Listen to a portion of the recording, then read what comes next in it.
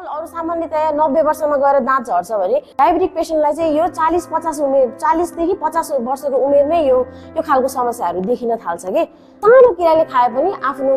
मुखलाई दाँतलाई चाहिँ हेलचक्राइ नगर्नु कालो चाहिँ हुन्छ हैन कालो कस्तो हुने हुन्छ कालो डिस्कलर हुने हो के एकचोटी खाना खाँदाखेरि हामीले खाना राम्रोसँग कुल्ला गरेनौं सरसफाइ गरेनौं भने चाहिँ त्यहाँ चाहिँ त्यो ब्याक्टेरियाहरूले गएर अट्याक गर्छ र तपाईहरुको चाहिँ मुखको स्वास्थ्य पनि हृदयघातसँग पनि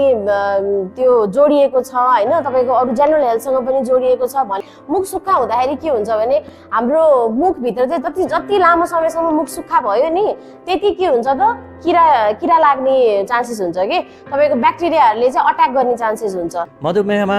दन्त उपचार गर्दा रगतमा चिनीको मात्रा हेरेर कम स्ट्रेस र स्ट्रेन पर्ने गरी जतिसक्दो कम घाउ चोटपटक बनाएर